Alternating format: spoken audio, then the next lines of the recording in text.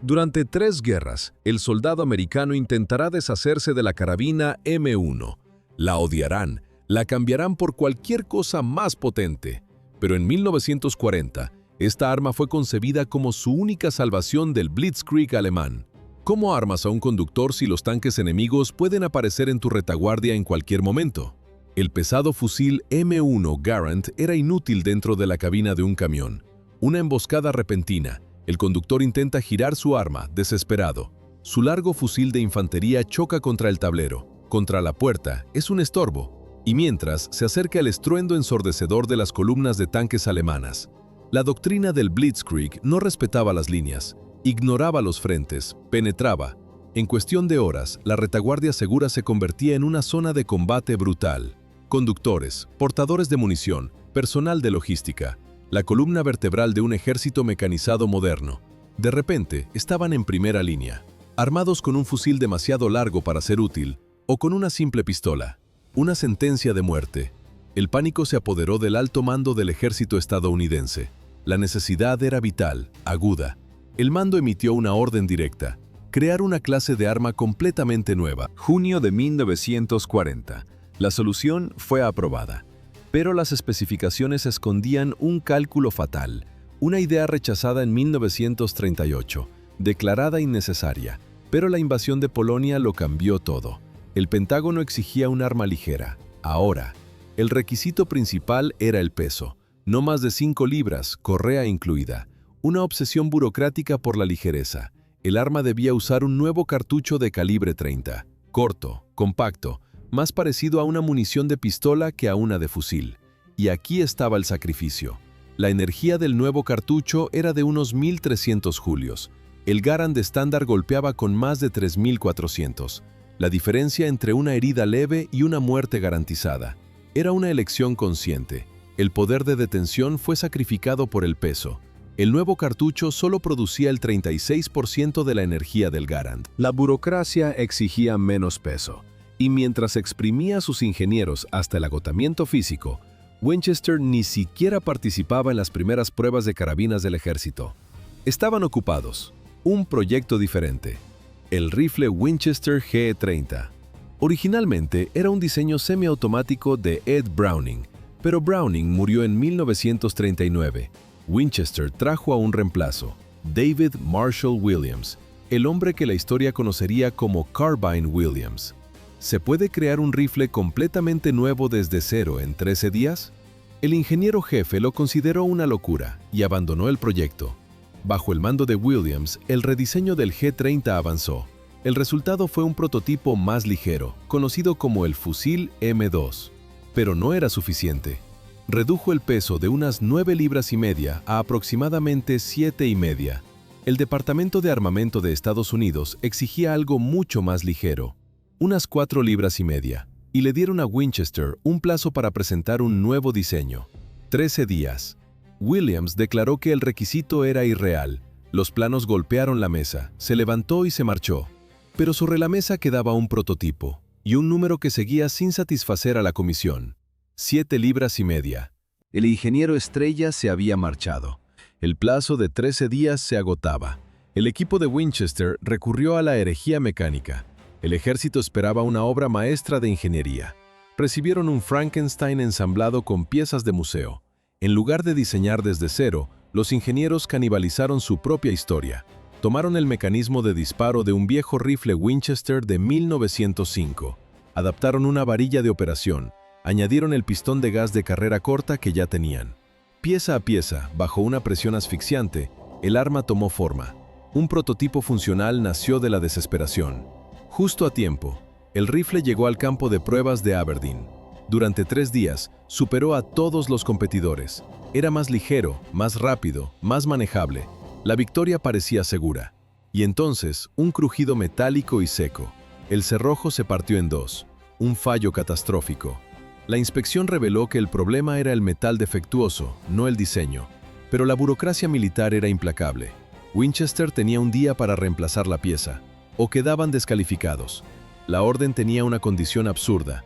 El arma no podía salir de Aberdeen. Así que el equipo trabajó toda la noche en su fábrica, a kilómetros de distancia.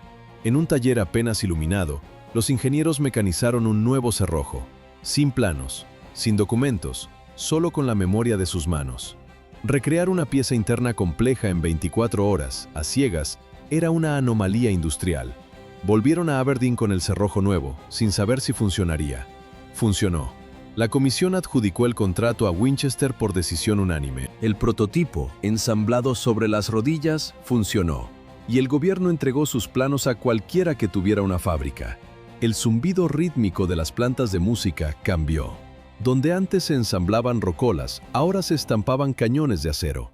Compañías como IBM, fabricantes de máquinas de escribir, o Rocola, los reyes del jukebox, todos produciendo un arma.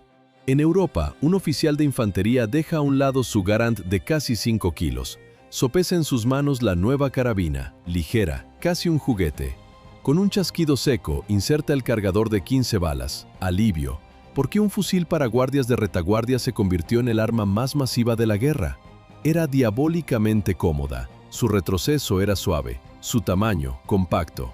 Pronto infectó a oficiales de infantería, paracaidistas y observadores de artillería. La herramienta para evitar el combate se convirtió en la favorita de la primera línea.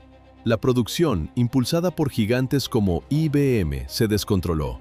Superó al fusil principal del ejército, el M1 Garand. 5,5 millones de Garands, más de 6 millones de carabinas. La obsesión por la comodidad alcanzó su punto máximo. En 1943, en Sicilia, el ejército decidió doblar el arma por la mitad y lanzarla desde un avión. Nació la versión M1A1 para paracaidistas, una culata de alambre plegable, una empuñadura de pistola. Plegada, medía solo 25 pulgadas. Pero el diseño era una trampa, no tenía un seguro. Un resorte mantenía la culata en su sitio. El resultado, un molesto traqueteo metálico durante el combate prolongado. Un arma inestable. Los paracaidistas improvisaban para sobrevivir. La funda oficial se ataba a la pierna. Un riesgo mortal en el aterrizaje. Así que los soldados la desechaban. Metían la carabina detrás del paracaídas de reserva. Pero en el Teatro del Pacífico, la historia era otra. En la jungla, su ligereza y tamaño eran una salvación. Guerrilleros y soldados la elogiaban. Era perfecta para emboscadas. Y tenía una ventaja oculta, una ventaja química. En el clima destructivo del Pacífico, su munición con fulminante no corrosivo era un activo crucial. 10 años después, en las trincheras heladas de Corea, esta carabina se convertiría en una maldición. Pero las primeras víctimas de su calibre débil aparecieron mucho antes, en las junglas de la campaña de Filipinas. Allí, el choque psicológico fue brutal. Un soldado estadounidense apunta, dispara. La bala impacta en el pecho de un soldado japonés. Pero el enemigo no cae, sigue corriendo, con la bayoneta calada. El estadounidense ve la mancha de sangre crecer en el uniforme, pero no ve dolor, no ve reacción. Solo ve a un hombre que debería estar muerto y que viene a matarlo. Los informes se apilaron, el patrón se repetía. ¿Por qué un impacto directo no detenía a un objetivo en pleno ataque? La respuesta no estaba en los soldados, estaba en la bala.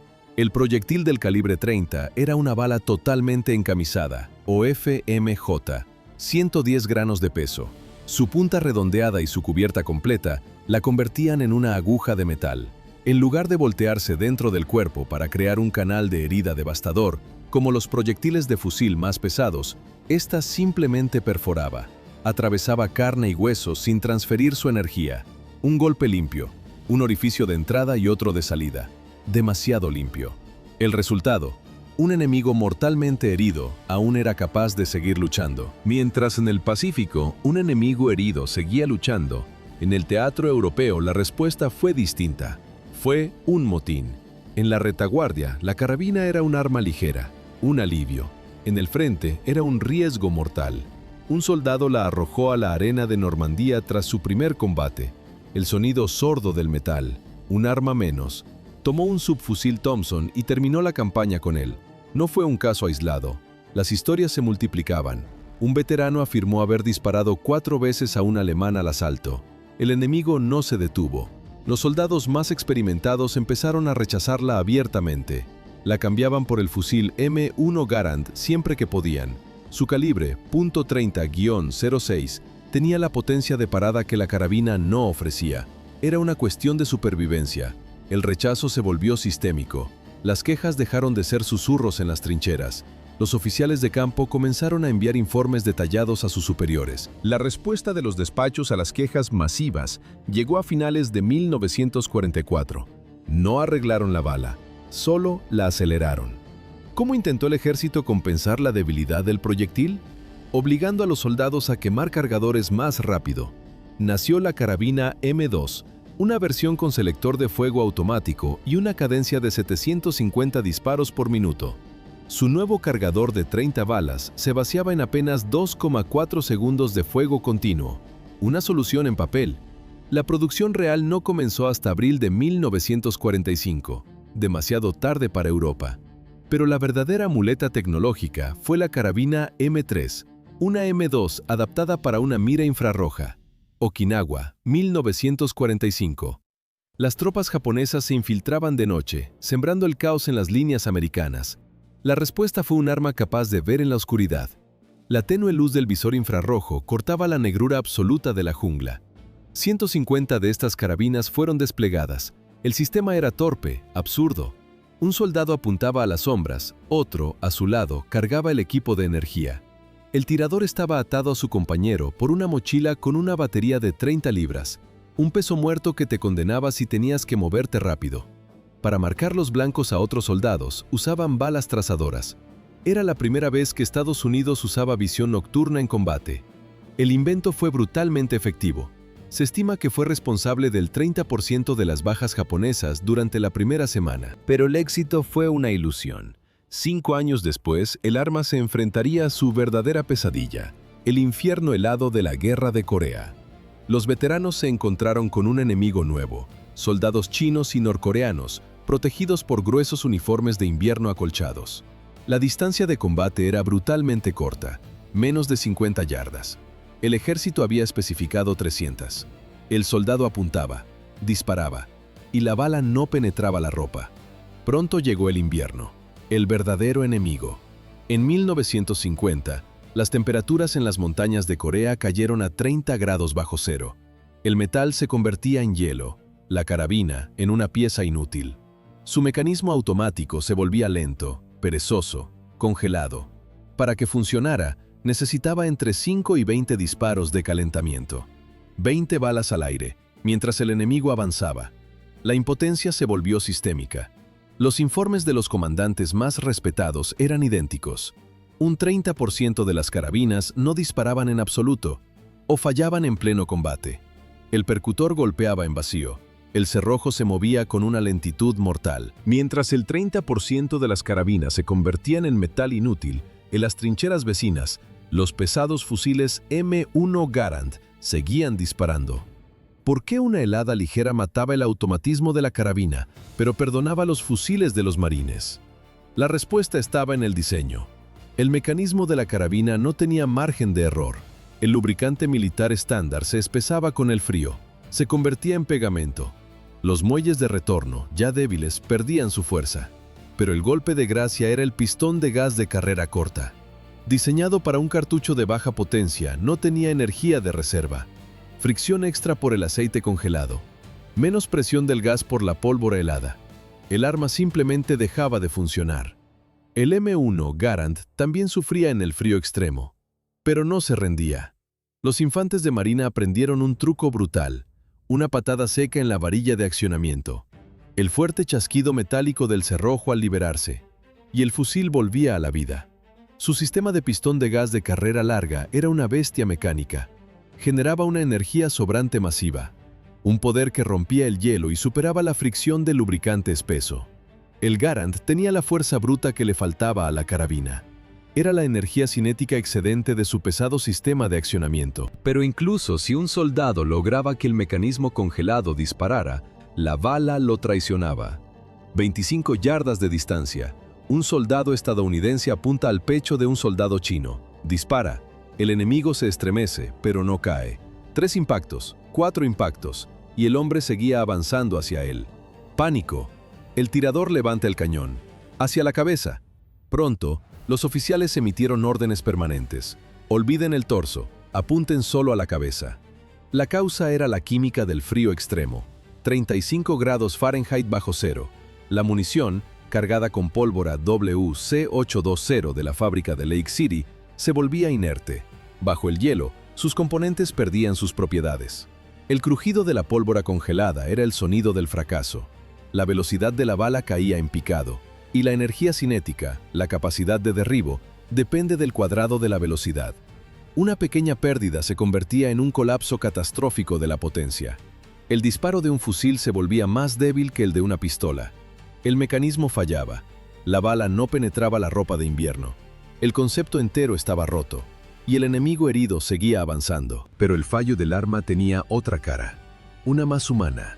La carabina fue entregada en masa a tropas de apoyo, oficinistas, cocineros, personal administrativo.